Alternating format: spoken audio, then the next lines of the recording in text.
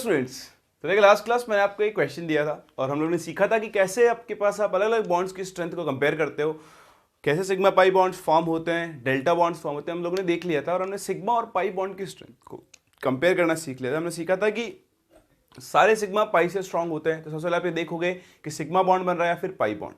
ठीक, तो sigma pi में सिग्मा स्ट्रांग होगा, फिर सिग्मा के अंदर भी क्या होगा, पीपी वाला एसपी वाले से और एसपी वाला एसएस वाले से ज्यादा स्ट्रांग होगा, है ना। सेम इस तरह फिर आपने अलग अलग पाई बॉन्ड के लिए देखा था कि अलग अलग सिग्मा और पाई के लिए जैसे जैसे शेल का साइज बढ़ता जाएगा वैसे से क्या होती जाएगी, एक्सटेंट ऑफ ओवरलैपिंग कम होती जाएगी, और एक्सटेंट ऑफ ओवरलैपिंग कम होती जाएगी तो बॉन्ड की स्ट्रेंथ भी क्या होती जाएगी, कम। तो ऑर्डर में आपने अरेंज कर लिया होगा। देखो इसका ऑर्डर बनेगा, ये सारे सिग्मा बॉन्ड्स हैं, जैसे जैसे शेल का साइज बढ़ता जाएगा ओवरलैपिंग की स्ट्रेंथ कम होती जाएगी। 1s2p 1s3p 1s4p 1s5p shell का साइज बढ़ता जा रहा है, ओवरलैपिंग की स्ट्रेंथ कम होती जाएगी। 2p 2p 3pz 3pz 4pz 4pz। देखो ये चीज क्या दिखा रही है कि एक्सियल ओवरलैपिंग है, सिग्मा सिग्मा सिग्मा, तीनों ही सिग्मा बॉन्ड्स हैं। जैसे से ऑर्बिटल का साइज बढ़ता जाएगा वैसे से स्ट्रेंथ क्या होती जाएगी, कम होती जाएगी। यहां पर आप देखें 2s में सिग्मा बॉन्ड बनेगा, 2s 2p में भी सिग्मा बनेगा, 2pz में सिग्मा बनेगा, जबकि 2px और 2py में पाई बॉन्ड फॉर्म होगा। जैसा कि आपको दिख रहा है, पहली चीज सारे सिग्मा पाई बॉन्ड ज्यादा स्ट्रांग हो गए, तो पहले नंबर लगेगा सिग्मा का। सिग्मा में भी एसएस एसपी और 2p शेल सेम है। तो बताओ ऑर्डर क्या बनेगा, इसका ऑर्डर बनेगा कि यहां पर 2p overlapping, that is 2pz सबसे स्ट्रांग होगा, फिर 2s 2pz होगा, फिर किसका नंबर आएगा 2s का, फिर किसका नंबर आएगा 2px। अब दोनों ही पाई बॉन्ड है तो इन दोनों के शेल सेम, बॉन्ड सेम, तो स्ट्रेंथ भी क्या आने वाली है, सेम। हाँ, ये चीज दोनों के लिए सेम आएगी, सही है। चलिए इस तरह आप यहां पर देखिए 2s 2p sigma, 2pz sigma, 2pz 3pz भी सिग्मा और 2pz 4pz भी सिग्मा। तो सबसे पहले all सिग्माज are stronger than pi, ठीक है। अब देखो 2pz तो पाई बॉन्ड तो यहां पर है ही नहीं, तो सबसे ज्यादा स्ट्रॉन्ग कौन होगा इनमें से, 2pz। अब है कंफ्यूजन का पॉइंट, 2s 2pz और 2pz 3pz इनमें से कौन ज्यादा स्ट्रॉन्ग होगा, ये आपको हिसाब लगाना है। तो देखें pz का डायरेक्शनल नेचर ज्यादा होता है, लेकिन साथ ही क्या हो रहा है, शेल का साइज बढ़ रहा है, तो सेकंड नंबर आएगा आपके पास 2s और 2pz, फिर कौन आएगा 2pz 3pz, और लास्ट में कौन आएगा 2pz 4pz। समझ रहे हैं आप इस चीज को। तो इस तरह से आप अलग अलग सिग्मा और पाई बॉन्ड्स की स्ट्रेंथ को क्या कर सकते हैं, कंपेयर कर सकते हैं। बोलो कोई डाउट, चले आगे। चलिए तो अब हम मूव करते हैं आगे और देखते हैं अपने अगले पार्ट को, जिसमें हम कंपेयर करेंगे पाई बॉन्ड्स की स्ट्रेंथ को। किसको कंपेयर करेंगे, पाई बॉन्ड्स की स्ट्रेंथ को। चलिए तो हेडिंग डालें आप नेक्स्ट, इसी के अंदर अगला पॉइंट अपना comparison of strength of pi bonds. देखो जैसा कि आपने देखा तीन तरह के पाई बॉन्ड बने थे, एक पी पाई, एक था आपका पी पाई और एक था डी पाई। ये तीन तरह के बॉन्ड्स थे, पी पाई डी पाई और डी पाई। अब इनमें से सबसे स्ट्रांग कौन होगा ये आपको हिसाब लगाना है। तो ठीक है, एक बार हिसाब लगा लेते हैं, याद रखना तो बहुत ही आसान होगा। तो आप देखें, मैं एक तो ओवरलैपिंग लेता हूं पीपी ऑर्बिटल की, तो ये पी ऑर्बिटल,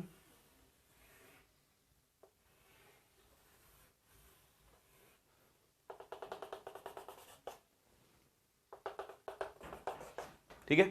अब आप ये देखो, इसकी यहां से डिस्टेंस को बोलते हैं ए, तो इस वाले न्यूक्लियस की इधर से डिस्टेंस भी कितनी है, ए, ठीक है, डिस्टेंस ऑफ अप्रोच।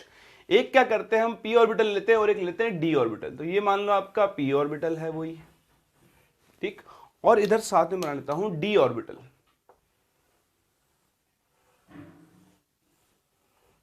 कुछ दिख रहा है, बिल्कुल दिख रहा होगा। ऐसे ही एक और डी ऑर्बिटल यहां पर भी बना लेते हैं, तो ये बन जाएगा आपका डी पाई। अब देखो आप इस न्यूक्लियस की इस लूप से डिस्टेंस अप्रोच बोलता हूं बी, जबकि ये डिस्टेंस को कितनी बोलता हूं, वापस से ए ही बोलता हूं, ठीक है। यहां देखो इस न्यूक्लियस की इससे अप्रोच की डिस्टेंस बी, इससे अप्रोच की डिस्टेंस भी बी, तो देखो यहां पर डिस्टेंस ऑफ अप्रोच क्या है, सबसे कम है, this distance b is less than a। ठीक, b अगर लेस देन a है तो यहां पर क्या होगा, मोर एक्सटेंट ऑफ ओवरलैपिंग होगा। क्या होगा, मोर एक्सटेंट ऑफ ओवरलैपिंग, और मोर एक्सटेंट ऑफ ओवरलैपिंग होगा तो बताओ स्ट्रेंथ ऑफ बॉन्ड भी क्या होगी, सबसे ज्यादा। तो ऐसे आपको साफ साफ दिख रहा है कि इन 3 पाई बॉन्ड में से डी पाई बॉन्ड सबसे स्ट्रांग होगा, फिर नंबर आएगा पी पाई का, और लास्ट में नंबर किसका आएगा, पी पाई का। बोलो देख सकते हैं, या तो आप इस तरीके से एक्सप्लेन कर सकते हो, या फिर अगेन आप देख सकते हो कि आपको दिख रहा है लोब्स, जब लोब्स इस तरह से अप्रोच करेंगी और ये आपकी इस तरह की इस डायरेक्शन में निकली हुई लोब से, मोर कंसंट्रेटेड लोब से इस डायरेक्शन के अंदर, तो एक्सटेंट ऑफ ओवरलैपिंग डी में सबसे ज्यादा होगा, फिर पी और डी में होगा, और लास्ट में किस में होगा, पी और पी में होगा। तो इस तरह से आप अलग अलग पाई बॉन्ड्स की स्ट्रेंथ को भी कंपेयर कर सकते हो। तो इनमें सबसे स्ट्रांग होगा डी पाई, फिर नंबर किसका आएगा, पी पाई, और लास्ट में नंबर किसका आएगा, पी पाई बॉन्ड का। चलिए इसके बाद हम बात कर सकते हैं अबाउट डेल्टा बॉन्ड। चलिए जी आगे मूव करते हैं। तो comparison of strength of sigma pi and delta bonds. ठीक है, चलिए अभी हम पाई बॉन्ड को देखें, अगर जैसे मान लो डी ऑर्बिटल के लिए ले लेते हैं अब, क्योंकि डी ऑर्बिटल का ही पाई बॉन्ड देखेंगे और डी ऑर्बिटल का ही हम डेल्टा बॉन्ड देखेंगे। तो जब डी ऑर्बिटल पाई बॉन्ड बनाता है तो आप देखें सिर्फ ये वाली लोब और ये वाली लोब आपस में इंटरैक्ट करेंगी, ओवरलैप करेगी, और कौन सा बॉन्ड बनेगा, पाई बॉन्ड। लेकिन यही डी ऑर्बिटल जब डेल्टा बॉन्ड बनाएगा, कौन सा बॉन्ड बनाएगा, डेल्टा बॉन्ड बनाएगा, तब पिक्चर थोड़ी सी चेंज हो जाएगी। उस केस में क्या होगा,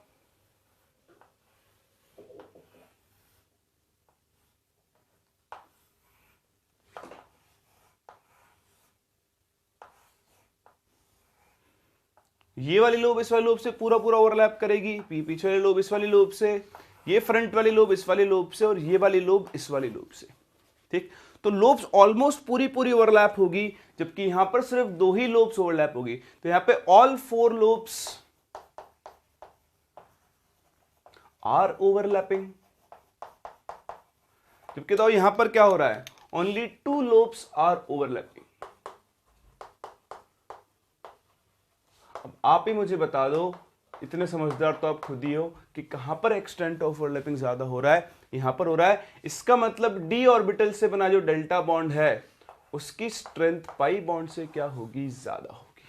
क्या होगी, पाई बॉन्ड से हमेशा इसकी स्ट्रेंथ क्या होगी, ज्यादा। तो बहुत सिंपल सा रूल है। रूल भी क्या है आपने देख लिया, एक्सटेंट ऑफ ओवरलैपिंग देखना है, जहां जितनी ज्यादा ओवरलैपिंग होगी वहां पर क्या होगा, आपके बॉन्ड की स्ट्रेंथ उतनी ही ज्यादा होगी। तो आप देखें, अगर हम यहां पर कंपेयर करें तो सबसे ज्यादा स्ट्रॉन्ग बॉन्ड होता है सिग्मा। अब इसको समराइज कर लेते हैं कि हमने जो भी कुछ पढ़ा उसकी समरी क्या है, बहुत छोटी समरी है। सिग्मा स्ट्रेंथ सबसे ज्यादा होती है, फिर डेल्टा, और फिर कौन आता है, पाई बॉन्ड। हाँ मुझे पता है, आप ये सोच रहे हो कि सर सिग्मा और डेल्टा में कैसे कंपेयर किया, तो आप ध्यान दो, जब भी कोई सिग्मा बनता है तो इलेक्ट्रॉन क्लाउड दोनों न्यूक्लियस के बीच में आ जाता है। मतलब ये दोनों न्यूक्लियस डायरेक्टली इंटरैक्ट नहीं कर सकते हैं। देखो जब ये डेल्टा बॉन्ड फॉर्म होगा तो इन दोनों न्यूक्लियस के बीच में कोई इलेक्ट्रॉन क्लाउड नहीं है। मतलब डेल्टा बॉन्ड में भी electrons directly interact nucleus directly interact करेंगे, और उनके बीच में क्या होगा, रिपल्शन होगा, जिसकी वजह से डेल्टा बॉन्ड की स्ट्रेंथ रिलेटिवली सिग्मा बॉन्ड से क्या होगी, कम। तो सबसे स्ट्रॉन्ग है सिग्मा, फिर है डेल्टा, फिर है पाई। ठीक, next, strength of bond is inversely proportional to energy, या फिर आप बोल सकते हो नंबर ऑफ शेल। एनर्जी बोल लो या साइज बोल लो, जैसे जैसे ऑर्बिटल का साइज बढ़ता जाएगा वैसे वैसे क्या होती जाएगी, बॉन्ड की स्ट्रेंथ कम होती जाएगी। सही है, तो ये था कंसेप्ट ऑफ ओवरलैपिंग। इस तरह से अलग अलग टाइप के बॉन्ड बनते हैं और हम अलग अलग टाइप के बॉन्ड की स्ट्रेंथ को कंपेयर कर सकते हैं। समराइज मैंने आपके सामने कर दिया है, आप इसे कॉपी करें। फिर हम इसके ऊपर बेस्ड एक लास्ट क्वेश्चन कर लेते हैं जो कि सारे बॉन्ड की स्ट्रेंथ को आपको एक साथ कंपेयर करना सिखाता है। कॉपी करें। तो क्वेश्चन करते हैं, देखो अब इसके ऊपर बेस्ड और समराइज करके इसको हम फिनिश करते हैं। बस यही थी आपकी ओवरलैपिंग। अब आपको ये बहुत आसान लग रही होगी, जब आपने पहले पढ़ा था तो इन्फॉर्मेटिव बहुत सारा हो गया था, लेकिन अब नहीं है। ठीक है, चलिए तो क्वेश्चन है आपके पास। Question is arrange the following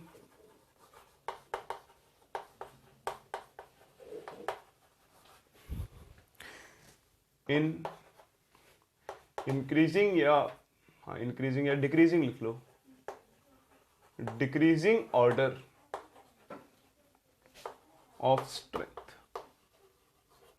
ठीक, यहां पर जो आप इंटर न्यूक्लियर एक्सिस लेकर चल रहे हो वो है आपकी जेड एक्सिस, जो कि हम बाय स्टैंडर्ड मान के चलते हैं अगर कुछ भी नहीं दिया हुआ है तो, है ना। चलिए आपके पास ओवरलैपिंग्स दी हुई है, 3s है, 3px है ना। सोच समझ के सॉल्व करना, कुछ भी रटना नहीं है आपको। मैंने आपको हर एक चीज बहुत ही बारीकी से सिखाई है, और वो इसीलिए सिखाई है ताकि आप टाइम आने पर दिमाग लगाकर, लॉजिक लगाकर सॉल्व कर सको, रटकर नहीं। रटना इनऑर्गेनिक केमिस्ट्री में लोग सोचते हैं रटना है, लेकिन नहीं होता है। आप छोटे छोटे लॉजिक्स के ऊपर फोकस करोगे तो बड़ी आसानी से आप क्या कर सकते हो, इन चीजों को याद भी रख सकते हो और काम में भी ले सकते हो। खैर सीख लोगे आप धीरे धीरे मेरे साथ रहते रहते।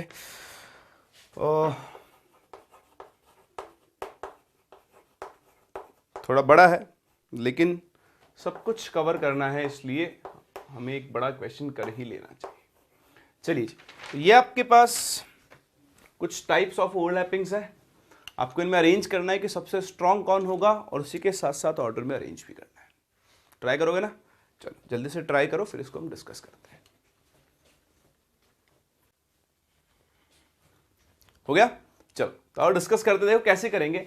आप सबसे पहला काम क्या करो, देखो इनमें कहाँ कहाँ सिग्मा, कहाँ कहाँ पाई और कहाँ कहाँ डेल्टा बॉन्ड फॉर्म हो रहा है। ठीक है, तो देखो 3s की ओवरलैपिंग से सिग्मा बॉन्ड बनेगा, चमकता हुआ कर लेते हैं।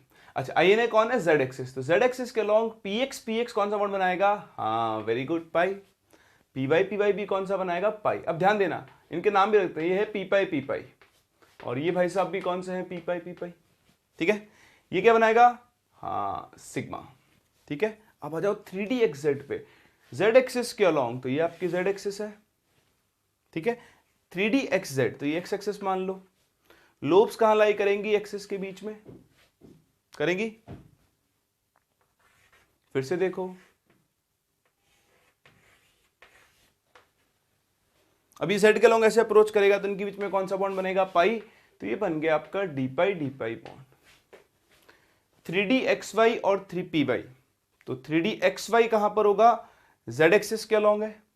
ठीक है, ये x एक्सिस मान लो, y एक्सिस मान लो, तो xy में होगा, xy प्लेन के अंदर, है ना। तो एक काम करो ना, आप ऐसे बना के देख लो इसको। देखो ये आपकी है z एक्सिस, इसको मान लेता हूं y एक्सिस, तो ये भी y हो गई, इधर होगी आपकी x एक्सिस, तो ये कौन हो गया? py ऑर्बिटल होगा। ठीक, अब आपको बनाना है xy, तो xy कैसा होगा? तो देखो जब इसको ऐसे अप्रोच करेगा, कैसे अप्रोच करेगा? इस तरह से, तो बिल्कुल इसके लोब सेंटर के बीच में से निकल जाएगा। मतलब xy और py के बीच में तो कोई इंटरेक्शन होगा ही नहीं। ठीक है, इसका मतलब ये क्या बनाएगा? आपका नॉन बॉन्डिंग बनाएगा। तो बॉन्ड ही फॉर्म नहीं हो रहा, तो इसको तो हटा ही देते पिक्चर में से। ठीक है, 3dxy z एक्सिस के अलॉन्ग डेल्टा बॉन्ड बनाएगा, है ना। xy इधर भी आ जाएगा, z के अलॉन्ग कौन? चारों लूप्स ओवरलैप होंगे, डेल्टा बॉन्ड बनेगा। 3dyz, तो देखो yz प्लेन जब आएगा तो ये पाई बॉन्ड बनाएगा, कौन सा? डी पाई। और 3dyz और py ये बनाएगा आपका पाई बॉन्ड। ठीक है, क्योंकि उस केस में लोब्स इस तरफ आ चुकी होंगी, तो ये लोब्स मिलकर क्या बनाएंगी? पाई बॉन्ड बनाएंगे। तो ये आपके पास अलग अलग टाइप ऑफ बॉन्ड्स हो गए। अब क्या सिखाया मैंने आपको? सारे सिग्मा पाई से और डेल्टा से ज्यादा स्ट्रांग होते हैं। तो पहले सिग्मा देख लो, कितने सिग्मा है हमारे पास? एक ये रहा और एक ये रहा। अब बताओ इन दोनों में ज्यादा स्ट्रांग कौन होगा? हाँ वेरी गुड, तो सबसे स्ट्रांग कौन हुआ? सबसे स्ट्रांग इनमें से हुआ 3pz एंड 3pz। ठीक है, अब बताओ इसके बाद नंबर किसका आएगा? 3s का। सही है, उसके बाद सिग्मा हो गया ना। अब नंबर किसका आएगा, डेल्टा बॉन्ड का। तो एक ही डेल्टा बन रहा है देखो, तो 3dxy 3dxy सही है। तो ऐसा करते हैं, डेल्टा बॉन्ड को अलग कलर दे देते हैं ताकि आपको भी ध्यान रहे कि हाँ भाई हम डेल्टा बॉन्ड की बात कर रहे हैं। तो ये पर्पल वाला हो गया आपका डेल्टा बॉन्ड। चलिए और कलर चेंज करते हैं, अब आते हैं ब्लू कलर पे, ठीक है, लाइट ब्लू। अब आप आ जाओ पाई बॉन्ड। कौन कौन से पाई बॉन्ड है, देखो ये कौन सा बॉन्ड है, डी पाई पी पाई, ठीक। तो देखो पाई पाई पाई पाई पाई। अब पाई पाई में भी सबसे स्ट्रॉन्ग कौन सा होता है, हाँ डी पाई डी पाई। तो डी पाई में कौन कौन हो गया, 3dxz 3dxz और 3dyz और 3dyz, दोनों ही डी पाई है। तो दोनों की स्ट्रेंथ भी क्या होगी, सेम होगी, ठीक है। इसके बाद नंबर यहां लगा रहा हूं, डी पाई के बाद नंबर किसका आता है, हाँ पी पाई डी पाई का। तो पी पाई डी पाई एक ही है ना। तो फिर नंबर किसका आ जाएगा, 3dyz और 3py का। और अब इसके बाद नंबर आएगा पी पाई का। तो ये दोनों पी पाई हैं, इनकी स्ट्रेंथ्स क्या रहेंगी, सेम।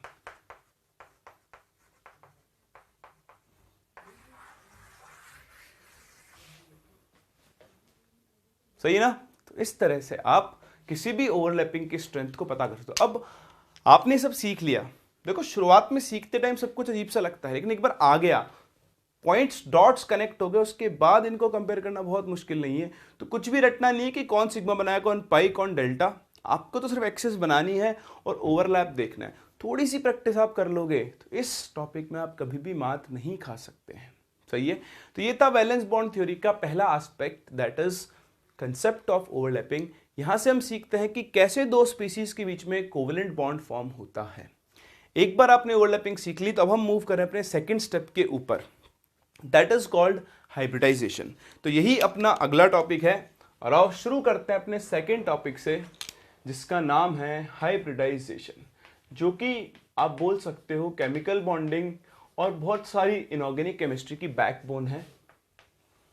इसके बिना हम बॉन्डिंग को एक्सप्लेन नहीं कर सकते। पहली चीज मैं आपको बता दूं, हाइब्रिडाइजेशन एक थ्योरेटिकल कंसेप्ट है। मॉलिक्यूल्स की एक्चुअल स्ट्रक्चर में हाइब्रिडाइजेशन होता है नहीं होता हमें नहीं पता, लेकिन मॉलिक्यूल्स की ज्योमेट्री को, उनकी स्ट्रक्चर को बेस्ट एक्सप्लेन हम किससे कर पाते हैं, हाइब्रिडाइजेशन से। इसीलिए हम हाइब्रिडाइजेशन को सही मानकर चलते हैं। It is a hypothetical concept. It's simply like that कि इस दुनिया में भूत है या नहीं, हाँ भूत है।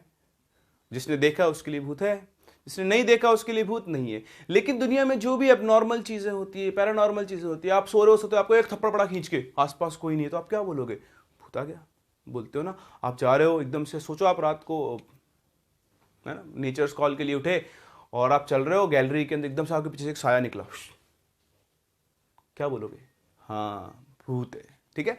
तो वो हाइपोथेटिकल कंसेप्ट है, उस चीज को वो बेस्ट एक्सप्लेन कर सकता है। हो सकता है लाइट का एक फ्लैश आया और आपकी परछाई आपके पीछे से गुजरी हो, कुछ भी हो सकता है। तो that is called a hypothetical concept, जो सिचुएशन को बहुत अच्छे से एक्सप्लेन कर सकता है। यही हमारा हाइब्रिडेशन का फंडा है। ये है थ्योरेटिकल, लेकिन ये सारी चीजों को क्या कर सकता है, बहुत ही अच्छे से एक्सप्लेन कर पाता है मॉलिक्यूल्स के स्ट्रक्चर को। इसीलिए हम हाइब्रिडेशन को सही मानकर चलते हैं, सही है। चलिए हाइब्रिडेशन क्या होता है वो हम बाद में बात करेंगे। सबसे पहले बात करते हैं जरूरत क्या है हाइब्रिडाइजेशन की। तो नीड फॉर हाइब्रिडाइजेशन, देखो नीड ऑफ हाइब्रिडेशन क्यों है। कुछ मॉलिक्यूल्स तो ऐसे हैं जिनकी स्ट्रक्चर को, जिनकी बॉन्डिंग को आप नॉर्मल ओवरलैपिंग से एक्सप्लेन कर सकते हो, ठीक है। तो मैंने का एग्जांपल लिखता हूं आप सामने, मॉलिक्यूल्स, या आप ऐसे लिखे rather, bonding in molecules like fluorine, hydrogen, PH3, H2S, etc. can be explained by the overlapping of pure atomic orbitals.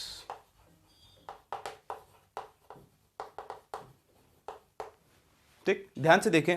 जैसे मैं आपसे बात करता हूं हाइड्रोजन की, तो हाइड्रोजन का इलेक्ट्रॉनिक कॉन्फ़िगरेशन क्या होता है, 1s1। तो जब H2 मॉलिक्यूल बनना है तो हाइड्रोजन के ही दो एटम्स जिनके पास एक एक अनपेयर्ड इलेक्ट्रॉन है, तो ये 1s1s आपस में क्या करेंगे, इस तरह से ओवरलैपिंग करेंगे, ये एक हाइड्रोजन, ये दूसरा हाइड्रोजन, और यहां से आपका H2 मॉलिक्यूल फॉर्म हो जाएगा। प्योर ऑर्बिटल्स हैं 1s और 1s। इसी तरह अगर मैं आपसे बात करूं फ्लोरीन F2, तो देखिए फ्लोरीन का इलेक्ट्रॉनिक कॉन्फ़िगरेशन होता है 2s2 2p5 1 2 3 4 5। तो आप ध्यान से देखें, एक फ्लोरीन एटम के पास एक p ऑर्बिटल है जिसमें एक अनपेयर्ड इलेक्ट्रॉन है। ऐसा ही दूसरा फ्लोरीन एटम और आ जाए और ये दोनों क्या कर ले, इस तरह से अपने इलेक्ट्रॉन्स की शेयरिंग कर ले ओवरलैपिंग के थ्रू, तो इनके बीच में क्या होगा, एक सिग्मा बॉन्ड फॉर्म हो जाएगा। तो प्योर p ऑर्बिटल्स की वजह से f और f के बीच में बॉन्ड बन गया है। इसी तरह आप देखें PH3 फॉस्फोरस, फॉस्फोरस का इलेक्ट्रॉनिक कॉन्फ़िगरेशन होता है 3s2 1 2, साथ ही में क्या होता है 3p3 1 2 3। अब आपके जो फॉस्फोरस एटम है, इस फॉस्फोरस एटम के पास 3p ऑर्बिटल्स हैं। जैसा कि आप सभी जानते हैं, इस फॉस्फोरस एटम के जो 3p ऑर्बिटल्स होंगे ये एक दूसरे से 90 डिग्री एंगल पर अलाइन होंगे। मान लो ये px है, ठीक, ये px है, तो बताओ ये भाई साहब कौन होंगे, py। और अगर ये py है तो बताओ ये भाई साहब कौन होंगे, pz। सही है। तीनों के अंदर ही एक एक अनपेयर्ड इलेक्ट्रॉन है, और तीनों के अंदर अगर एक एक अनपेयर्ड इलेक्ट्रॉन है तो तीनों ही 3 बॉन्ड बना सकते हैं। तो तीनों ही क्या करते हैं, हाइड्रोजन एटम के साथ, किसके साथ, हाइड्रोजन एटम के साथ। तो हाइड्रोजन का s ऑर्बिटल, हाइड्रोजन का s ऑर्बिटल और हाइड्रोजन का s ऑर्बिटल यहां पर इस तरह से इनके साथ ओवरलैपिंग शो करता है, और p और h के बीच में 3 बॉन्ड बनते हैं। क्योंकि तीनों p ऑर्बिटल्स एक दूसरे से 90 डिग्री एंगल पर होते हैं इसलिए, और तीनों ही बॉन्ड सेम टाइप के हैं, तो फॉस्फोरस यानी PH3 phosphine, sorry not phosphorus, this compound is called phosphine. क्या बोलते हैं हम इसे, फॉस्फीन। तो इस फॉस्फीन के तीनों pH बॉन्ड इक्वल लेंथ के होंगे, और तीनों के बीच में एंगल जो होगा वो कितना होगा, 90 डिग्री। इस चीज को हम लोग बोलते हैं बॉन्ड एंगल। क्या बोलते हैं, बॉन्ड एंगल। तो इस तरह से ये कुछ मॉलिक्यूल्स हैं जिनकी स्ट्रक्चर को एक्सप्लेन करने के लिए आपको हाइब्रिडाइजेशन की जरूरत नहीं है। आगे चल के हम एक रूल भी पढ़ेंगे, उसके अंदर इसको दोबारा से काउंट करेंगे। तो ये हो गया H2S हो गया, आप चाहो तो यहां पर H2S भी ऐड कर सकते हो। इन सब में हाइब्रिडाइजेशन की जरूरत नहीं है। इनके बॉन्डिंग पैटर्न को एक्सप्लेन करने के लिए आप बिना हाइब्रिडाइजेशन के प्योर एटॉमिक ऑर्बिटल की ओवरलैपिंग से एक्सप्लेन कर सकते हो। लेकिन यहीं अगर आ जाए CH4 मीथेन, तो फिर गेम चेंज हो जाएगा। देखो कैसे होगा, बहुत ही ध्यान से देखना। अगर मैं आपसे बात करूं स्ट्रक्चर ऑफ मीथेन की, स्ट्रक्चर बोल लो, ज्योमेट्री बोल लो,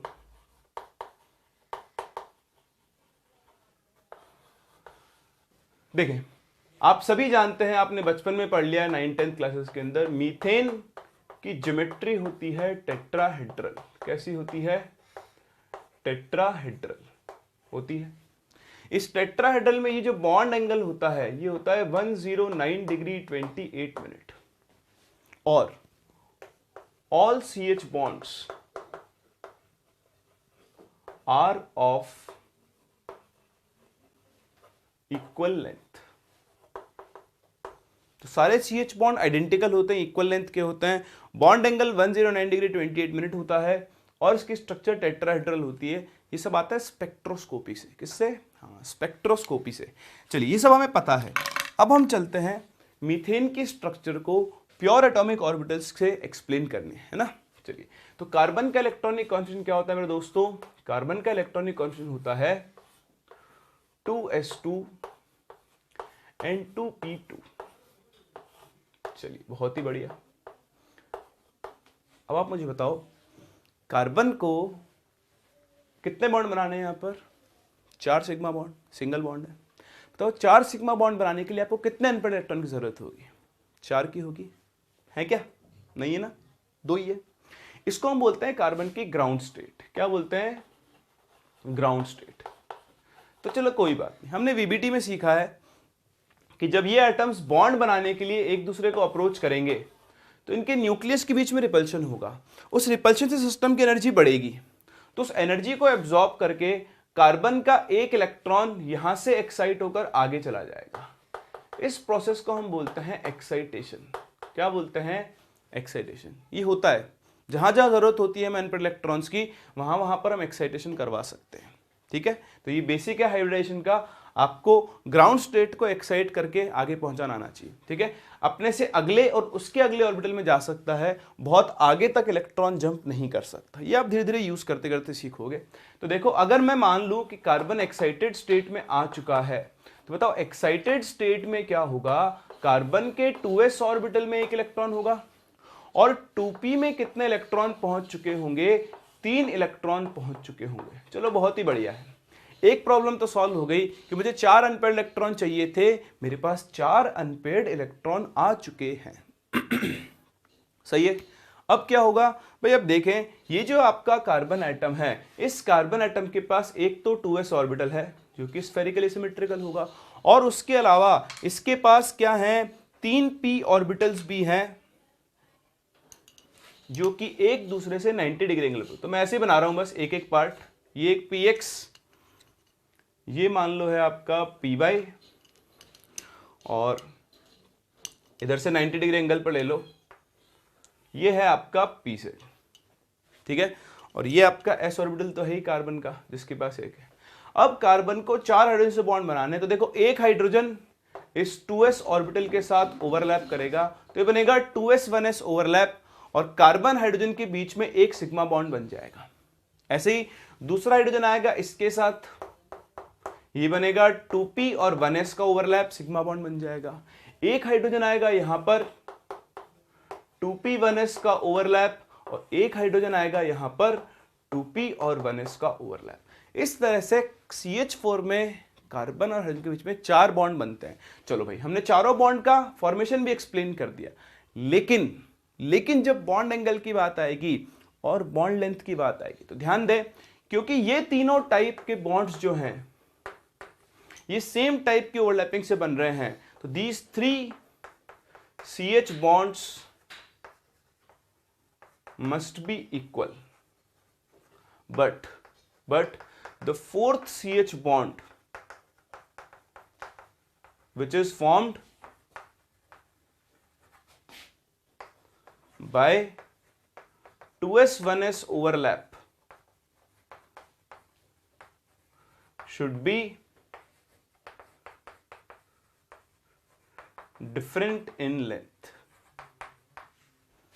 if overlapping of pure orbitals is considered then। उसके बाद आप यहां से लिखेंगे। ठीक है, तो अगर आप प्योर ऑर्बिटल्स की ओवरलैपिंग कंसीडर करो तो आपके पास 3 CH बॉन्ड तो सेम लेंथ के आने चाहिए, लेकिन चौथा CH बॉन्ड डिफरेंट होना चाहिए। है क्या? नहीं है। इसका मतलब इसके अंदर प्योर ऑर्बिटल्स की ओवरलैपिंग नहीं हो रही है। बॉन्ड एंगल, 3 बॉन्ड एंगल कितने डिग्री पर आने चाहिए एक दूसरे से? 90 डिग्री पर ये तीनों ऑर्बिटल्स आने चाहिए। है क्या? नहीं है ना? तो ऐसा नहीं है। ठीक, and bond angles of 3 CH bonds should be 90 degree और क्लोज टू 90 डिग्री। लेकिन ऐसा नहीं है। ये आपने कॉपी कर लिया? नहीं किया तो पॉज कर लो फटाफट से। हो गया? चलिए, तो देखिए, अब बात यही आ रही, मुद्दा ये आ रहा है कि ऐसा नहीं हो रहा है। प्रैक्टिकल जो चीज है, जो हमने ऑब्जर्व किया है CH4 के स्ट्रक्चर से, वो ये चिल्ला चिल्ला कर बोल रही है कि चारों CH बॉन्ड इक्वल लेंथ के होने चाहिए और उनके बीच में सारे बॉन्ड एंगल्स भी सेम होने चाहिए, जो कि कितने होते हैं? 109 डिग्री 28 मिनट। तो ये जो चीज है, ये मुझे मजबूर कर रही है कि मैं एक ऐसा कंसेप्ट यहां पे इन्वॉल्व करूं कि मेरे पास चारों बॉन्ड क्या बने? सेम लेंथ के बने, उनके बीच में एंगल्स भी क्या है? सेम। तो यहीं से एक्सप्लेन किया गया जरूरत को हाइब्रिडाइजेशन की। ये माना गया कि कुछ ऐसा होता होगा कि भाई देखो, अभी क्या है, 2s और 2p ऑर्बिटल्स की एनर्जीज में क्या है? डिफरेंस है, थोड़ा सा डिफरेंस है। अगर मुझे चारों बॉन्ड की लेंथ इक्वल चाहिए तो मेरे पास सारे ऑर्बिटल्स का टाइप भी क्या होना चाहिए? सेम। तो यहां से बोला गया कि भाई कार्बन क्या करता है, अपने 2s ऑर्बिटल्स और 2p ऑर्बिटल्स, इन ऑर्बिटल्स को इंटरमिक्स करता है। ये इंटरमिक्स क्यों करता है? क्योंकि इनको इंटरमिक्स करने से, देखो कार्बन हाइड्रोजन से बोलेगा कि मेरे साथ बॉन्ड बना लो, तो आप देखो 2s लोअर एनर्जी पर है, 2p हायर एनर्जी पर है। हाइड्रोजन एटम आएगा, सारे हाइड्रोजन एटम इसी से बॉन्ड बनाना चाहेंगे, चारों के चारों, क्योंकि ये लोअर एनर्जी पर है। ठीक, अब हाइड्रोजन बोलेंगे कि यार मैं तो इससे बॉन्ड बनाऊंगा, तो बाकी के 3 किससे बॉन्ड बनाना चाहेंगे? इससे नहीं, वो तो हायर एनर्जी पर है। तो हाइड्रोजन कार्बन से बोलता है कि भाई तू एक काम कर, तो अपने सारे ऑर्बिटल्स को एक एनर्जी लेवल पे ले आ, तभी हम तुझसे बॉन्ड बनाएंगे, वरना नहीं बनाएंगे। तो कार्बन अपने ऑर्बिटल से बात करता है, बोलता है यार तुम लोग में देख थोड़ा सा तो डिफरेंस है, तुम एक काम करो, सभी एक लेवल पर आ जाओ। एक लेवल पर आ जाओगे, तुम सबके पास एक एक इलेक्ट्रॉन है, मैं तुमको एक एक इलेक्ट्रॉन और जुगाड़ के दे दूंगा, तुम भी खुश, मैं भी खुश, सब खुश, है ना। तो इस तरह से क्या करेगा, कार्बन अपने ऑर्बिटल्स की इंटरमिक्सिंग करेगा, और इंटरमिक्सिंग कर कर वो क्या बनाएगा, 4 नए ऑर्बिटल बनाएगा। जो पहले वाले ऑर्बिटल थे उनकी एनर्जी में स्लाइट डिफरेंस होगा, छोटा डिफरेंस होगा, स्लाइट डिफरेंस इन एनर्जी। लेकिन ये जो नए ऑर्बिटल बने, these orbitals are of equal energy. और इक्वल एनर्जी का टेक्निकल नाम क्या होता है? हाँ, वेरी गुड, डीजेनरेट ऑर्बिटल्स। तो ये आपके पास 4 डीजेनरेट ऑर्बिटल। ध्यान दें, मिक्सिंग से पहले भी 4 ऑर्बिटल थे, बाद में भी क्या है, 4 ही ऑर्बिटल है। तो ये जो मिक्सिंग ऑफ ऑर्बिटल्स हुई, दिस रादर इसको हम बोले इंटरमिक्सिंग ऑफ ऑर्बिटल्स, इसी को हम लोग क्या बोलते हैं, हाइब्रिडाइजेशन। हाइब्रिडाइज हो गए हैं, जो ऑर्बिटल्स पहले अलग अलग एनर्जी लेवल पे थे वो हाइब्रिडाइज हो चुके हैं और सेम लेवल पे आ चुके हैं। याद है आपने बायो में पढ़ा था हाइब्रिड। हाइब्रिड क्या होता है, एक प्लांट है उसमें कीड़े नहीं लगते हैं, एक प्लांट है इसमें फल ज्यादा आते हैं, है ना, फ्रूट ज्यादा आते हैं। तो आप क्या करोगे, इसके जीन को और इसके जीन को मिक्स कर दोगे, जो नया हाइब्रिड बनेगा उसमें कीड़े भी नहीं लगेंगे और उसमें फ्रूट्स भी क्या आएंगे, ज्यादा आएंगे। तो सेम वैसा ही है, पहले ये अलग अलग नेचर के थे, अब आपने इनको मिक्स करके हाइब्रिड करके सेम नेचर का बना दिया है, और सबके अंदर क्या होगा, एक एक अनपेड इलेक्ट्रॉन प्रेजेंट होगा। तो इस तरह से कार्बन के पास 4 इक्वल ऑर्बिटल्स आ चुके हैं। इन ऑर्बिटल्स की साइज, शेप, एनर्जी सब कुछ क्या होगा, सेम होगा। तो अब हमारे कार्बन के पास 4 ऑर्बिटल्स है which are equal in shape and size, और ये अपने आप को एक टेट्राहेड्रल ज्योमेट्री के अंदर अरेंज करते हैं। किसमें अरेंज करते हैं, टेट्राहेड्रल। ये चीज हम अभी आगे सीखेंगे, ठीक है। अब देखो, कार्बन के हर एक ऑर्बिटल में एक एक अनपेड इलेक्ट्रॉन है, और इस अनपेड इलेक्ट्रॉन से हाइड्रोजन क्या करेगा, इलेक्ट्रॉन्स की शेयरिंग, और इस तरह से कार्बन और हाइड्रोजन के बीच में 4 सिग्मा बॉन्ड फॉर्म होंगे। क्योंकि चारों ऑर्बिटल सेम टाइप के हैं, तो जो चारों बॉन्ड बनेंगे वो भी इक्वल लेंथ के होंगे, और इनके बीच में जो एंगल होता है 109 डिग्री 28 मिनट। जैसे CH4 है, तो टेक्निकल ग्लिच आ गया, हो सकता है थोड़ी आवाज गायब हो गई हो, तो आवाज को वापस लाते हैं। मैं कह रहा था कि यहां पर कार्बन के पास 4 ऑर्बिटल्स होंगे जिनमें हाइड्रोजन एटम्स बॉन्ड बनाएंगे। इस तरह से 4 CH बॉन्ड बनेंगे जो कि बॉन्ड लेंथ में इक्वल होंगे, और इनका बॉन्ड एंगल कितना होगा, 109 डिग्री 28 मिनट। तो जैसे हमने CH4 को एक्सप्लेन किया, ऐसे ही कई मॉलिक्यूल्स की ज्योमेट्री को आप प्योर ऑर्बिटल्स की ओवरलैपिंग से एक्सप्लेन नहीं कर सकते। उनकी ज्योमेट्री को एक्सप्लेन करने के लिए आपको इस तरह से ऑर्बिटल्स की इंटरमिक्सिंग को कंसीडर करना होगा, और इसी इंटरमिक्सिंग को हम लोग किसके नाम से जानते हैं, हाइब्रिडाइजेशन के नाम से जानते हैं। तो यह है जरूरत हाइब्रिडाइजेशन की, आप इसे कॉपी करें। फिर हम शुरू करते हैं एक्चुअली हाइब्रिडेशन क्या होता है और क्या क्या चीजें हैं जो हमें हाइब्रिडेशन के अंदर सीखनी। बहुत इंटरेस्टिंग पार्ट अब शुरू हो चुका है। अभी तक आपके बेसिक्स सीख रहे थे, वो हमने सीख लिए। अब आपको केमिकल बॉन्डिंग में मजा आना शुरू होगा, क्योंकि अब आप मॉलिक्यूल्स की स्ट्रक्चर बनाना सीखोगे।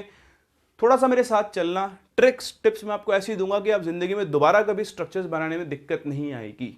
हाइब्रिडेशन कैसे निकालते हैं, यूँ चुटकी बजा के निकाल दोगे, और चुटकी बजा के आप उस मॉलिक्यूल की स्ट्रक्चर बनाकर उसके बारे में जो भी कुछ आपसे पूछा सकता है वो सब कुछ बता पाओगे। कॉपी करो, चलते हैं उसी पार्ट पे। तो शुरू करते हैं विद डेफिनेशन ऑफ हाइब्रिडाइजेशन, और हाइब्रिडेशन में किन किन चीजों का आपको ध्यान रखना होता है।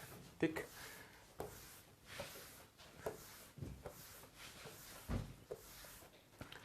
तो देखो हाइब्रिडाइजेशन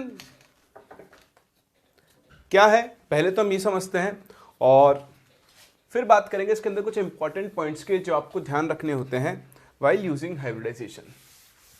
ठीक, चलिए हेडिंग डालें हाइब्रिडाइजेशन। जैसा मैंने आपको सिखाया, क्या हुआ था जब मीथेन बन रहा था तो कार्बन के ऑर्बिटल्स आपस में क्या हो रहे थे, इंटरमिक्स हो रहे थे। क्या हो रहे थे, इंटरमिक्स हो रहे थे।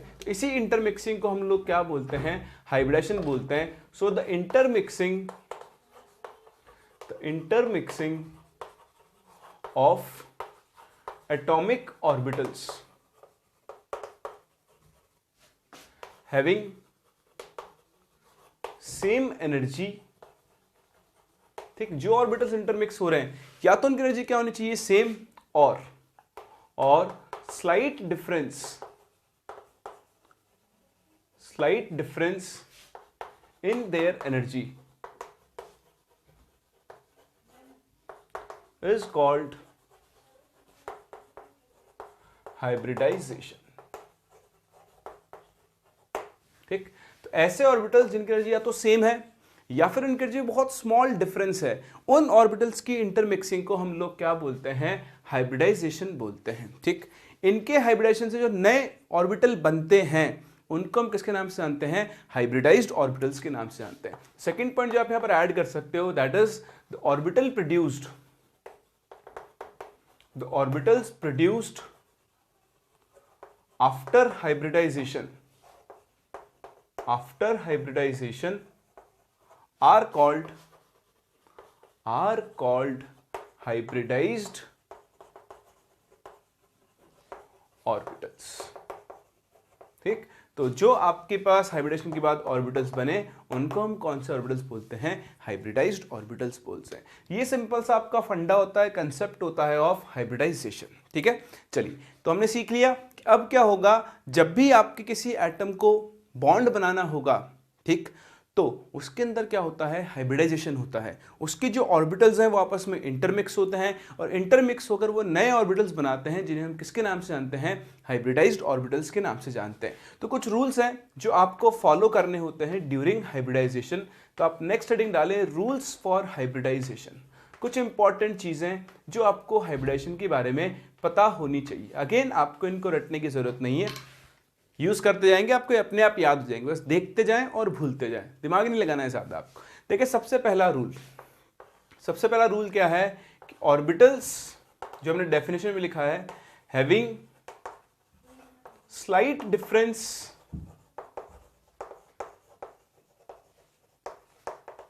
इन देयर एनर्जीज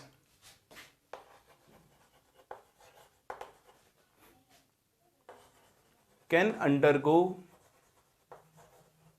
हाइब्रिडाइजेशन। ठीक, अगर ऑर्बिटल्स की एनर्जी में डिफरेंस बहुत लार्ज है तो उनका हाइब्रिडाइजेशन कभी भी नहीं हो सकता है। सबसे इंपॉर्टेंट कंडीशन है, जो ऑर्बिटल्स हाइब्रिडाइज हो रहे हैं उनके बीच में जो एनर्जी का गैप है वो क्या होना चाहिए, बहुत कम होना चाहिए। सेकेंड इंपॉर्टेंट पॉइंट क्या है कि हाइब्रिडाइजेशन में जितने ऑर्बिटल पार्टिसिपेट करेंगे, भाई एक पार्टिसिपेट करेगा, 2 3 4 5 7 कितने करेंगे, वो डिपेंड करता है कि आपके सेंट्रल एटम को कितने बॉन्ड बनाने हैं। हाँ जी, हम अपनी रिक्वायरमेंट के हिसाब से ऑर्बिटल्स को यूज करेंगे। जैसे आपने देखा CH4, कार्बन को 4 बॉन्ड बनाने थे तो उसको 4 ऑर्बिटल चाहिए थे। अगर वहां कार्बन को 6 बॉन्ड बनाने होते तो कार्बन को कितने ऑर्बिटल्स चाहिए होते, 6 ऑर्बिटल्स चाहिए होते। तो ध्यान रखना कि the central atom provides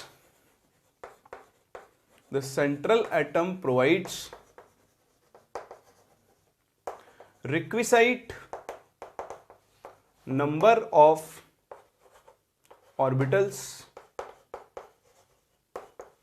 to produce hybridization।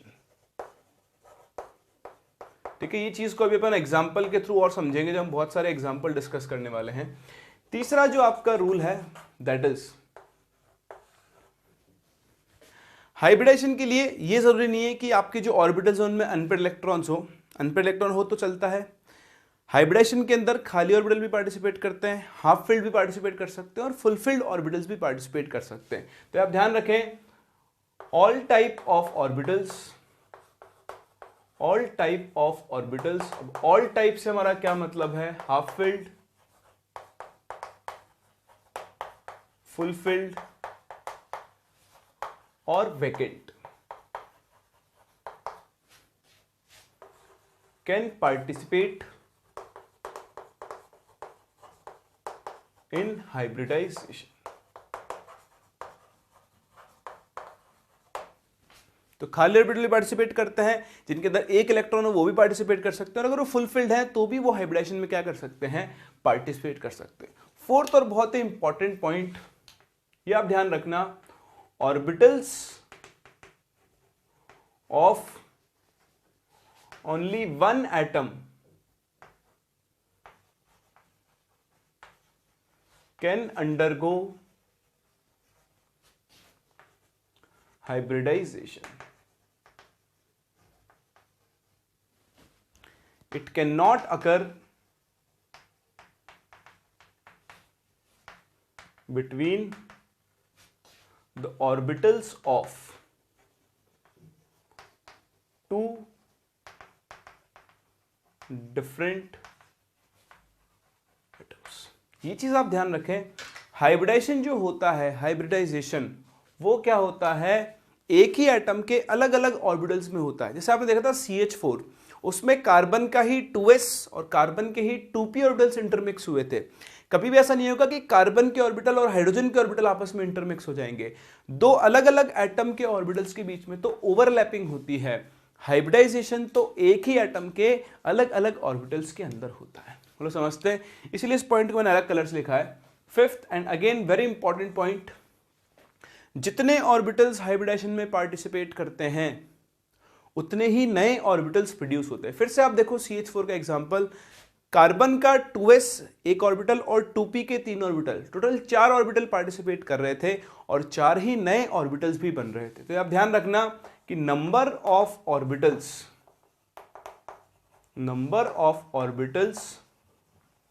Produced after hybridisation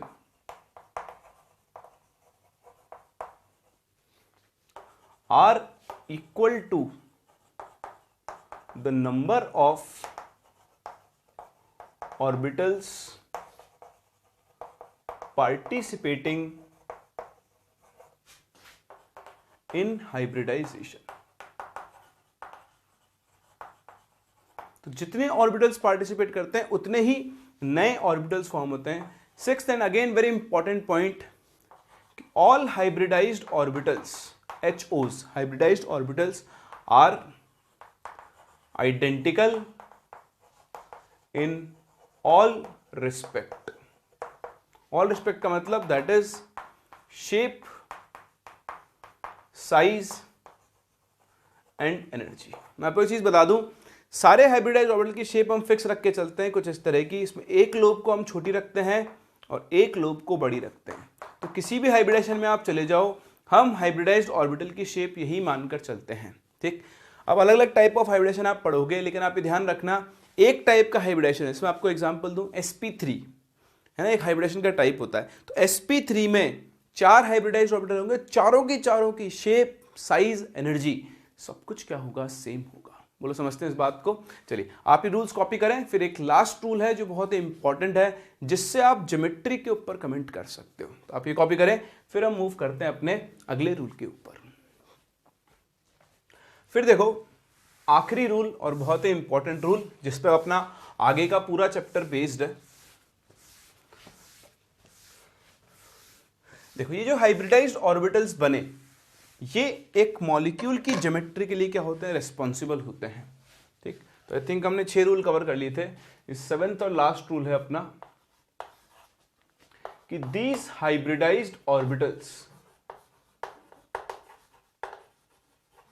orbitals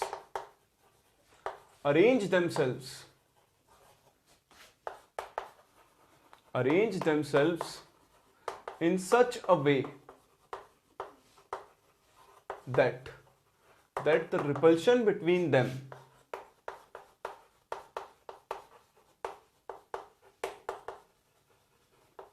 is minimum।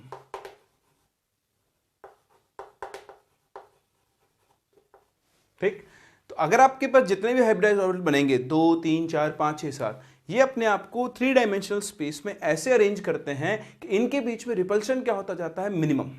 हमेशा ऐसी एक स्पेसिफिक अरेंजमेंट में अरेंज करेंगे कि इनके बीच रिपल्शन क्या हो, मिनिमम।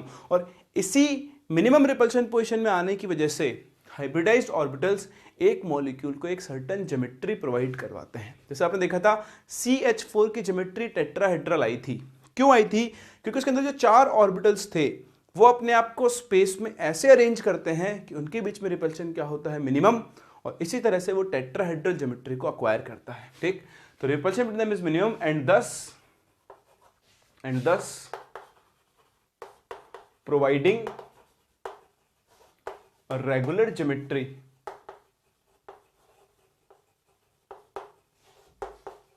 to a molecule। ठीक, इसका सिग्निफिकेंस क्या होगा, इसका मतलब ये that is we can predict the geometry of a molecule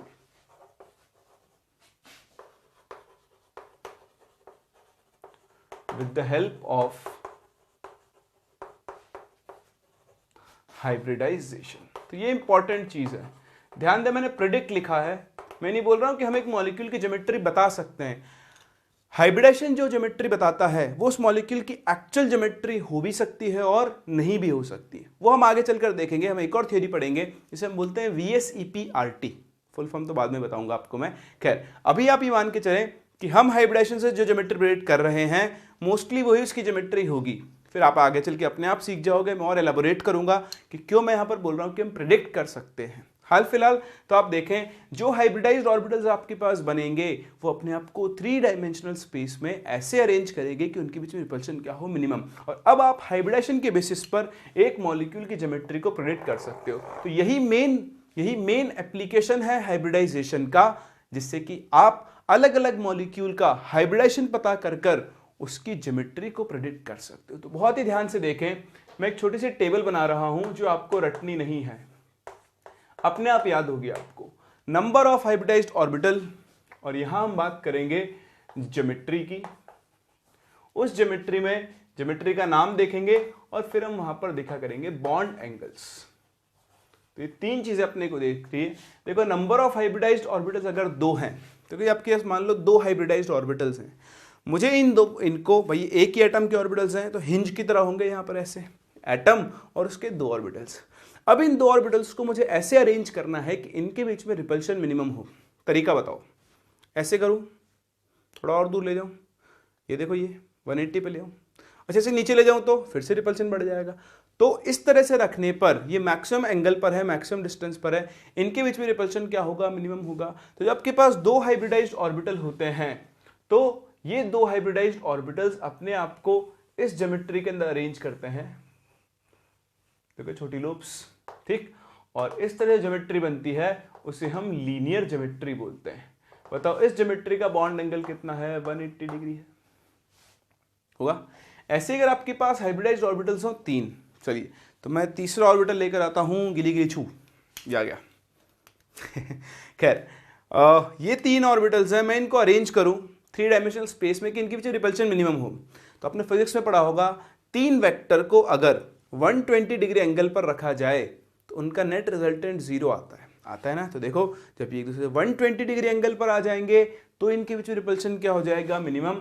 तो 3 ऑर्बिटल्स जब आपके पास होंगे, ठीक है, तो देखो अरेंजमेंट कैसा बनेगा, ये एक हाइब्रिडाइज्ड ऑर्बिटल, ये दूसरा हाइब्रिडाइज्ड ऑर्बिटल और ये तीसरा हाइब्रिडाइज्ड। छोटी छोटी पूंछ निकाल दो इनकी, वो जो छोटी वाली लोब बचती है। ये तीनों एक दूसरे से कितना एंगल पर होंगे, 120 डिग्री एंगल पर होंगे। और इस ज्योमेट्री को हम बोलते हैं ट्राइगोनल प्लेनर। कैसे बोलते हैं, ट्राइगोनल प्लेनर ज्योमेट्री। क्यों?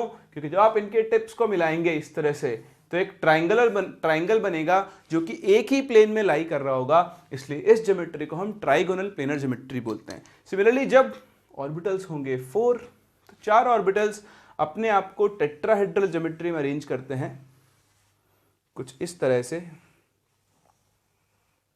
ये इनकी छोटी छोटी लूप्स, ठीक, और इनके बीच का जो एंगल होता है वो होता है 109 डिग्री 28 मिनट। तो अगर मैं टेट्राहेड्रन को ठीक से बनाऊं तो देखिए 1, 2, 3 और ये 4, ये तीनों तो बनाते हैं इस टेट्राहेड्रन का ट्राइंगुलर बेस। और यहाँ से आप इसको मैच करोगे तो ये आपका पूरा टेट्राहेड्रन फॉर्म होता है। ठीक है, तो इसको थोड़ा सा और ठीक से आप बना लो 3D के अंदर देखने के लिए। कुछ ऐसे बनाते हैं, 1 2 और 3, ये तो बन गया ट्राइंगुलर बेस। ठीक, और ये जो फोर्थ बॉन्ड है इससे आप कनेक्ट करोगे तो ये पूरा का पूरा टेट्राहेड्रन फॉर्म हो जाएगा। ठीक है, तो इस ज्योमेट्री को हम कौन सी ज्योमेट्री बोलते हैं? टेट्राहेड्रल ज्योमेट्री बोलते हैं। और टेट्राहेड्रल ज्योमेट्री में जो बॉन्ड एंगल होता है वो होता है 109 डिग्री 28 मिनट। कितना होता है? 109 डिग्री 28 मिनट होता है। सही है। फोर्थ के बाद हम मूव करते हैं फिफ्थ और 5 और 6 पर। कि हमारे पास 5 ऑर्बिटल्स हों, 6 हो तो वो कैसे अरेंज करेंगे? तो देखो, जब नंबर ऑफ ऑर्बिटल्स आपके पास है 5, ठीक, तो 5 ऑर्बिटल्स अपने आप को कुछ ऐसे अरेंज करते हैं। देखो, हमें ऑर्बिटल्स तो बना सकते हैं हम चाहें तो। ऐसे 3 ऑर्बिटल्स तो आते हैं एक प्लेन में, चौथा आता है ऊपर और 5वां आता है नीचे। ठीक, तो यहां से अगर आप देखें 1 2 और 3, ये तीनों तो मिलकर एक ट्राइगोनल प्लेन बनाते हैं। एक ऑर्बिटल ऊपर वाला और एक ऑर्बिटल नीचे वाला, ये मिलकर नीचे की तरफ 2 पिरामिड बनाते हैं। तो एक्चुअली इस स्ट्रक्चर को हम लोग बोलते हैं ट्राइगोनल बाइपिरामिडल। कुछ ऐसे बना रहा हूं, ध्यान से देखना। तो देखो, ये तो बन गया एक ट्राइगोनल प्लेन। सही है। एक ऑर्बिटल जाएगा ऊपर की तरफ, एक ऑर्बिटल आएगा नीचे की तरफ। तो देखो, एक पिरामिडल स्ट्रक्चर बन गई ऊपर, ऐसे एक पिरामिडल स्ट्रक्चर बनेगी नीचे की तरफ। इस स्ट्रक्चर को हम बोलते हैं ट्राइगोनल बाइपिरामिडल। क्या बोलते हैं? ट्राइगोनल बाइपिरामिडल, जिसको आप प्यार से चाहो तो टीबीपी भी बोल सकते हो। क्या बोल सकते हो? TBP, trigonal bipyramidal. Bond angles की बात करें तो देखो, ये जो ट्राइगोनल प्लेन का बॉन्ड एंगल है ये तो 120 डिग्री होता है। एक बॉन्ड एंगल तो है 120 डिग्री। दूसरा, ये बॉन्ड और इस बॉन्ड का बॉन्ड एंगल होता है 90 डिग्री। कितना? 90 डिग्री। और ये जो 2 पर्पल कलर के बॉन्ड आपको दिखाई दे रहे हैं, इनका बॉन्ड एंगल होता है 180 डिग्री। कितना होता है? 180 डिग्री। अभी ना हम हर एक कंपाउंड के स्ट्रक्चर बनाएंगे, वहां इनमें और डिटेल में बात करेंगे। अभी तो मैं आपको सिर्फ बता रहा हूं कि कितने ऑर्बिटल्स होने से क्या शेप होती है, और आपको ये रटने की बिल्कुल भी जरूरत नहीं है। देखते जाओ, भूलते जाओ, एक लेक्चर और रुक जाओ, आपको स्ट्रक्चर्स याद नहीं जाते, मेरा नाम बदल देना। हाँ, गारंटी है अपनी, बिल्कुल गारंटी से काम करते हैं हम। चलिए 6th मूव करते हैं। 6th, 6 हाइब्रिडाइज्ड ऑर्बिटल होंगे तो आपके पास ज्योमेट्री बनती है ऑक्टाहेड्रल। ध्यान से देखें, ये एक प्लेन है, इस प्लेन में आपके 4 बॉन्ड आएंगे। ठीक, टोटल 6 हाइब्रिडाइज्ड ऑर्बिटल ना, 6 बॉन्ड बनेंगे, एक ऊपर एक नीचे। तो देखो, इस स्ट्रक्चर में टोटल 8 फेस बन रहे हैं, 4 ऊपर और 4 नीचे। इसलिए इस ज्योमेट्री को हम कौन सी ज्योमेट्री बोलते हैं? ऑक्टाहेड्रल ज्योमेट्री बोलते हैं। कौन सी बोलते हैं? ऑक्टाहेड्रल। इसमें देखें, ये सारे बॉन्ड एंगल्स 90 डिग्री हैं। ठीक, और ये जो इन दोनों बॉन्ड के बीच का बॉन्ड एंगल है वो कितना है? 180 डिग्री है।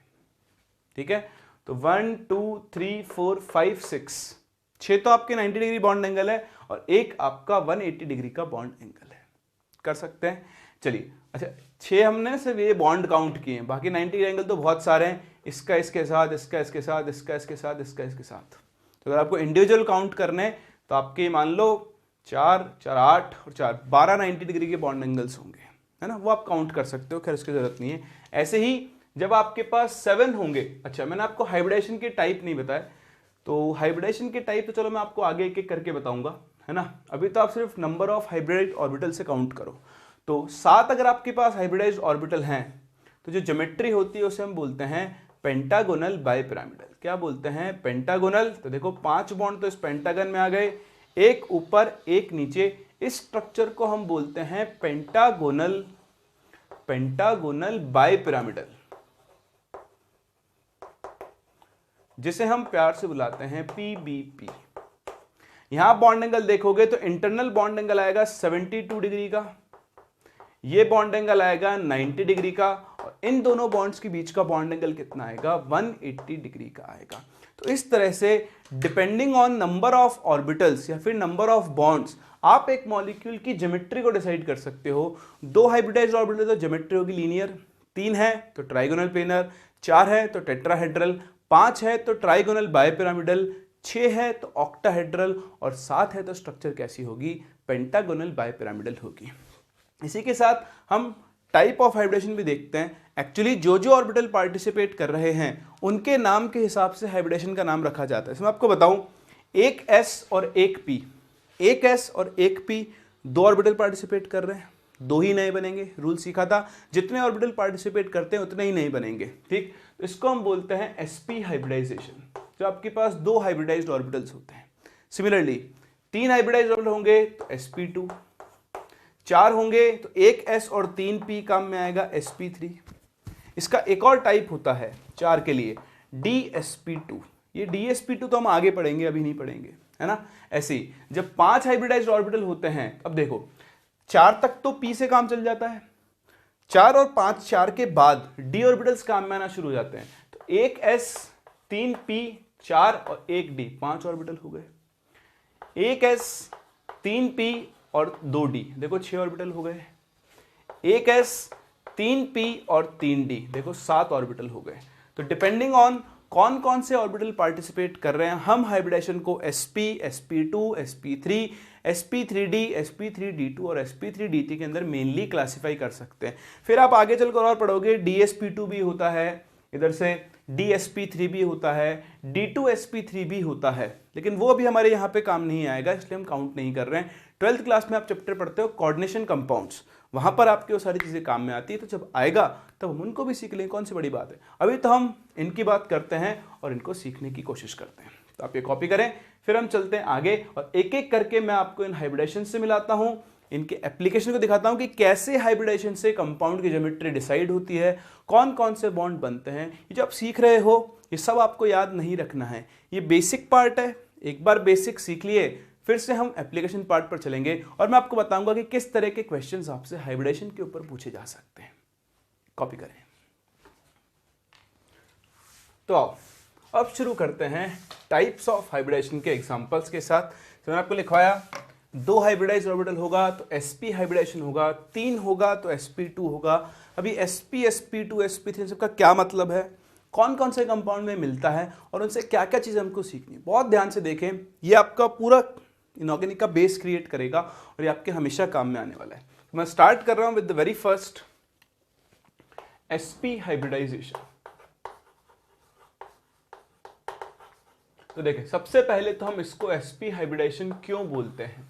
sp हाइब्रिडेशन में क्या होगा, आपके पास एक s ऑर्बिटल होगा, ये एक s ऑर्बिटल एक p ऑर्बिटल के साथ इंटरमिक्स होगा, इंटरमिक्स होकर ये दो नए sp हाइब्रिडाइज्ड ऑर्बिटल बनाएगा। जैसा कि मैंने आपको बताया, हम हाइब्रिडाइज्ड ऑर्बिटल्स की शेप यही लेकर चलते हैं।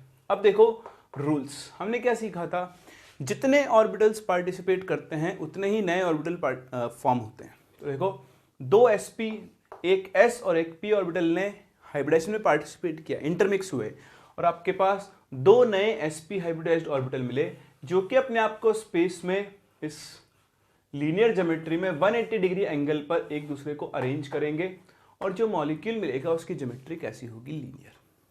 सही है।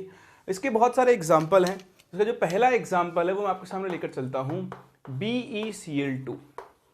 देखो कैसे हम BeCl2 के अंदर ज्योमेट्री को एक्सप्लेन करते हैं और हाइब्रिडेशन को एक्सप्लेन करते हैं। बेरिलियम, बेरिलियम का अगर मैं इलेक्ट्रॉनिक कॉन्फ़िगरेशन लिखूं तो देखो बेरिलियम का इलेक्ट्रॉनिक कॉन्फ़िगरेशन होता है hydrogen, helium, lithium, beryllium, 1s2 2s2। तो 1s2 2s2। ठीक, अब देखो आप सेकंड सेल में आ चुके हो, ये 2s ऑर्बिटल, 2s ऑर्बिटल के बाद कौन सा ऑर्बिटल काम में आ रहा होगा, इसमें साथ में कौन सा अवेलेबल होगा, 2p। ऑल्दो 2p खाली पड़ा होगा लेकिन होगा तो सही। ठीक, चलिए तो 2p ऑर्बिटल है, उसमें एक भी इलेक्ट्रॉन नहीं है। अब आप देखो बेरिलियम को क्लोरीन के साथ क्या बनाने हैं, बॉन्ड बनाने हैं। अगर आप क्लोरीन का इलेक्ट्रॉनिक कॉन्फ़िगरेशन देखो तो क्लोरीन का इलेक्ट्रॉनिक कॉन्फ़िगरेशन होता है क्या, 3s2 3s2 3p5 होता है। तो 1 2 3 4 5 इस तरह से आएगा, हो गया ना। तो देखो क्लोरीन के पास एक अनपेयर्ड इलेक्ट्रॉन है, क्लोरीन को एक इलेक्ट्रॉन और कहीं से मिल जाए तो देखो इसका ऑक्टेट कंप्लीट हो जाएगा। तो वो काम क्लोरीन कहां से करेगा? बेरिलियम के साथ इलेक्ट्रॉन शेयर करके। अब आप ध्यान दें, इस 1s को तो मैं हटा रहा हूं, ठीक है, मुझे मतलब है 2s और 2p से। अभी बेरिलियम के पास एक भी अनपेड इलेक्ट्रॉन नहीं है, तो ये बॉन्ड बना ही नहीं सकता है। तो क्या होगा? अब हाइब्रिडाइजेशन ये बोलता है कि अगर आपको जितने बॉन्ड बनाने हैं, जितने कोवेलेंट बॉन्ड बनाने हैं, पहला रूल मैंने आपके लिखवाया था, उतने ऑर्बिटल्स आपका सेंट्रल एटम प्रोवाइड करवाएगा। इस ये जो कॉन्फ़िगरेशन आप लिखा है, इसको हम बोलते हैं बेरिलियम का ग्राउंड स्टेट कॉन्फ़िगरेशन। कौन सा कॉन्फ़िगरेशन? Ground state. अगर हम बेरिलियम का एक्साइटेड स्टेट का कॉन्फ़िगरेशन लिखें, कौन सी स्टेट का लिखना है? एक्साइटेड स्टेट का। तो एक्साइटेड स्टेट में क्या होगा? आप अभी आपकी मर्जी है, फुल आपके हाथ में कंट्रोल है, क्योंकि मैंने आपको बोल दिया हाइब्रिडेशन थ्योरेटिकल कंसेप्ट है, हम तो बॉन्डिंग को एक्सप्लेन करना चाह रहे हैं। तो आपको जितने अनपेड इलेक्ट्रॉन चाहिए उतने जनरेट कर लो एक्साइटेशन से। हम इस इलेक्ट्रॉन को एक्साइट करवाएंगे। मैंने आपको सिखाया भी था कि अगर BeCl2 में B और क्लोरीन एक दूसरे को अप्रोच कर रहे हैं, तो उनके न्यूक्लियाई के बीच में रिपल्शन की वजह से सिस्टम की एनर्जी बढ़ेगी और उससे बेरिलियम का ये इलेक्ट्रॉन एक्साइट होकर आगे जा सकता है। तो एक्साइटेड स्टेट में बेरिलियम का कॉन्फिगरेशन क्या दिखाई देगा आपको? 2s में एक इलेक्ट्रॉन होगा और 2p में भी एक इलेक्ट्रॉन आ जाएगा। अब देखो, बेरिलियम के पास 2 अनपेड इलेक्ट्रॉन आ चुके हैं। बोलो कहानी समझ में आ रही है? आप ये हमेशा कर सकते हो और भी करते करते सीखते जाओगे, है ना। तो ग्राउंड स्टेट से आप एक्साइटेड स्टेट के अंदर, और यहां से क्या होगा? अब बेरिलियम के ये और ये ऑर्बिटल की एनर्जी क्या है? अलग अलग है। तो बेरिलियम क्या करेगा? अपने इन दोनों ऑर्बिटल्स को इंटरमिक्स करेगा। तो देखो, एक s का ऑर्बिटल और एक p का ऑर्बिटल आपस में इंटरमिक्स होंगे और कौन सा हाइब्रिडाइजेशन होगा? sp हाइब्रिडाइजेशन होगा। क्या होगा? sp हाइब्रिडाइजेशन होगा और इससे क्या बनेंगे? 2 नए sp हाइब्रिडाइज्ड ऑर्बिटल बनेंगे जिनके अंदर एक एक अनपेड इलेक्ट्रॉन होगा। तो आपका जो बेरिलियम है, सेंट्रल एटम है, उस सेंट्रल एटम के पास अब 2 अनपेड इलेक्ट्रॉन आ चुके हैं। ये 2 अनपेड इलेक्ट्रॉन क्लोरीन के साथ इलेक्ट्रॉन शेयर करके बताओ क्या बना सकता है? BeCl2 फॉर्म कर सकता है। तो अगर हम ऑर्बिटल्स की फॉर्म में इसको बनाने चले, तो ये आपका बेरिलियम है, सेंट्रल एटम। इस बेरिलियम सेंट्रल एटम के पास 2 sp हाइब्रिडाइज्ड ऑर्बिटल्स होंगे जिनके अंदर एक एक अनपेड इलेक्ट्रॉन होगा। अब क्लोरीन का ये 3p ऑर्बिटल इनके साथ एक्सियल ओवरलैपिंग शो करेगा और एक सिग्मा बॉन्ड इस तरह से, इधर से दूसरा chlorine atom axial overlapping show करेगा और क्या बनाएगा? Sigma bond. क्योंकि दोनों हाइब्रिडाइज्ड ऑर्बिटल 180 डिग्री एंगल पर होते हैं, तो बेरिलियम में जो 2 सिग्मा बॉन्ड बने वो भी कितने डिग्री एंगल पर होंगे? 180 डिग्री एंगल पर। और इसकी ज्योमेट्री कैसी होगी? लीनियर। तो मैंने आपको बताया था, अगर किसी मॉलिक्यूल में sp हाइब्रिडाइजेशन है तो उसकी ज्योमेट्री कैसी होगी? लीनियर ज्योमेट्री होगी। बोलो बात समझ में आ रही है? अब आप ध्यान दें, यहां पर हाइब्रिडाइज्ड ऑर्बिटल ने एक्सियल ओवरलैपिंग की और कौन सा बॉन्ड फॉर्म किया? सिग्मा। इसीलिए हम बोलते हैं कि जब भी एक सिंगल बॉन्ड बनता है तो वो हमेशा कौन सा बॉन्ड होता है? सिग्मा। एक चीज का आप ध्यान रखें कि hybridized orbitals generally form sigma bonds except in some cases. अब वो केसेस क्या है वो भी मैं आपको आगे कवर करवाऊंगा, बट अभी के लिए आप ये ध्यान रखें, अगर आपके एलिमेंट के पास हाइब्रिडाइज्ड ऑर्बिटल्स हैं तो वो सिर्फ और सिर्फ कौन से बॉन्ड फॉर्म करेंगे? सिग्मा बॉन्ड फॉर्म करेंगे। चलिए, ये था आपका पहला एग्जांपल ऑफ BeCl2। अभी आप देखो, इसमें सिर्फ सिंगल बॉन्ड फॉर्म हुआ है। मैं आपको एक दूसरा एग्जांपल देता हूं जिसमें multiple bond, double bond form होगा। Example is CO2। ये तो गांव का बच्चा जानता है कि CO2 की स्ट्रक्चर होती है ये, कार्बन और ऑक्सीजन के बीच में डबल बॉन्ड फॉर्म होता है। आओ हाइब्रिडेशन पॉइंट ऑफ व्यू से समझते हैं कि डबल बॉन्ड आखिर कैसे फॉर्म होता है। ठीक है, चलिए, तरीका वही है। आप कार्बन का यहां पर इलेक्ट्रॉनिक कॉन्फिगरेशन लिखो, तो कार्बन का अगर मैं ग्राउंड स्टेट में इलेक्ट्रॉनिक कॉन्फिगरेशन लिखूं तो वो बनेगा 2s2 और 2p2। ठीक, तो देखो ग्राउंड स्टेट में कार्बन के पास 2 अनपेड इलेक्ट्रॉन है, ठीक, लेकिन इसको 4 कोवलेंट बॉन्ड बनाने हैं तो इसके पास 4 अनपेड इलेक्ट्रॉन होने चाहिए। तो आप इसे ले जाओ एक्साइटेड स्टेट में। एक्साइटेड स्टेट में क्या होगा? 2s का एक इलेक्ट्रॉन 2p में पहुंच जाएगा, तो ये बनेगा 2s1 और ये क्या बन जाएगा आपका? 2p3। 1 2 एंड 3 हो गया। अब इस एक्साइटेड स्टेट में कार्बन के पास 4 अनपेयर्ड इलेक्ट्रॉन्स हैं। ध्यान देना, ये आप सीख चुके हो कि एक डबल बॉन्ड में एक पाई बॉन्ड होता है और एक सिग्मा, एक पाई एक सिग्मा।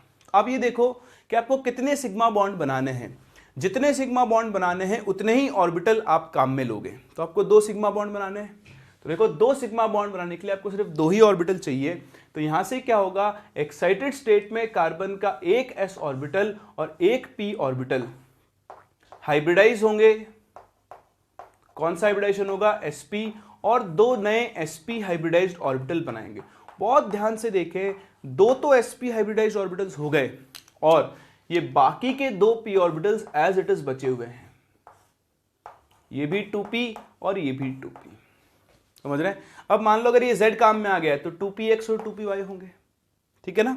चलो अब आप देखो, अब मेरे कार्बन के पास क्या है, मेरे कार्बन के पास 4 ऑर्बिटल्स हैं, जिनमें से 2 तो sp हाइब्रिडाइज्ड हैं और 2 प्योर 2p ऑर्बिटल्स। ध्यान से देखें, ये जो कार्बन एटम होगा इसके 2 sp हाइब्रिडाइज्ड ऑर्बिटल्स तो एक दूसरे को 180 डिग्री एंगल पर अरेंज कर लेंगे। सही है, चलिए बहुत ही बढ़िया।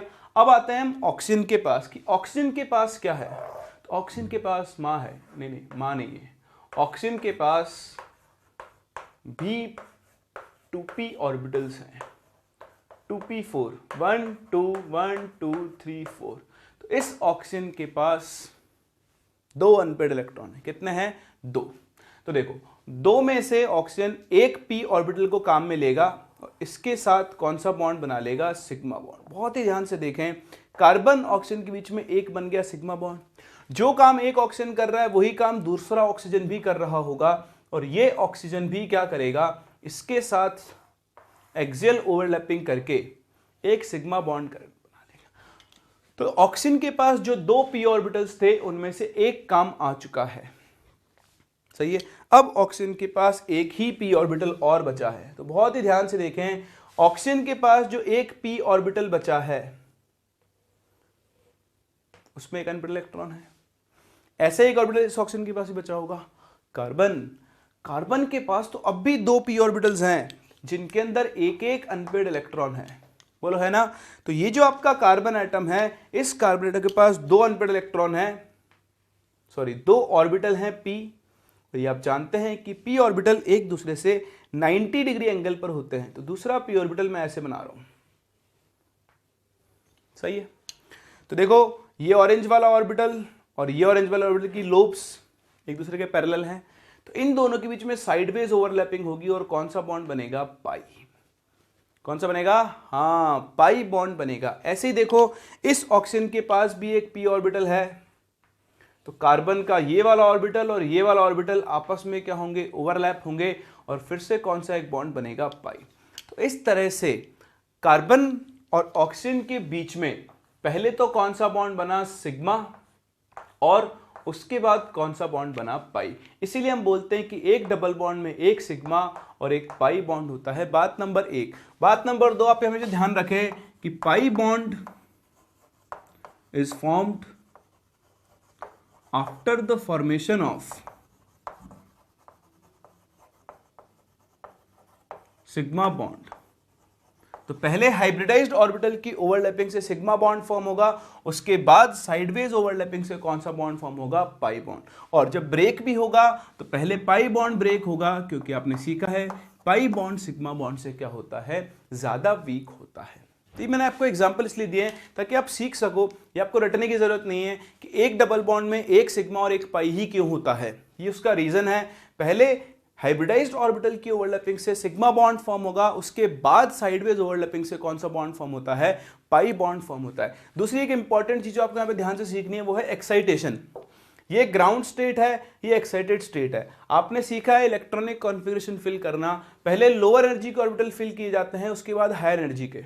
तो अगर लोअर एनर्जी का पूरा फिल नहीं हुआ और उससे पहले ही इलेक्ट्रॉन हायर एनर्जी में चला गया है, तो इसको हम बोलते हैं एक्साइटेड स्टेट। क्या बोलते हैं, एक्साइटेड स्टेट। तो ये आपको पता होना चाहिए, क्योंकि अभी मैं आपको कुछ एग्जांपल्स दूंगा, है ना। ये एनसीईआरटी में आपको ऐसे क्वेश्चंस मिलेंगे कि भाई कोवेलेंसी एक टर्म होता है, ठीक है ना, वो बस हम डिस्कस करने ही वाले हैं कोवेलेंसी टर्म भी, आज तो नहीं कर पाएंगे क्योंकि लेक्चर बहुत लेंदी हो जाएगा, तो नेक्स्ट क्लास से डिस्कस करेंगे। बट हाल फिलहाल तो आप ध्यान दें, मैंने आपको sp हाइब्रिडेशन का एग्जांपल दिया है एक, नेक्स्ट क्लास में आपको sp2, sp3, sp3d, sp3d2, sp3d सबके एग्जांपल दूंगा, उनको हम सीखेंगे, रटेंगे नहीं, थोड़ा सा टाइम लगेगा। उसके बाद मैं आपको एक ट्रिक सिखाऊंगा जिससे आप दुनिया के किसी भी मॉलिक्यूल का हाइब्रिडेशन कैलकुलेट कर सकते हो, अगर उसमें हाइब्रिडेशन हो रहा है तो। सही है, तो आप ये सब कॉपी करें। हम लोग मिलते हैं नेक्स्ट क्लास, बात करते हैं कोवेलेंसी की और फिर बाकी के टाइप ऑफ हाइब्रिडाइजेशन की।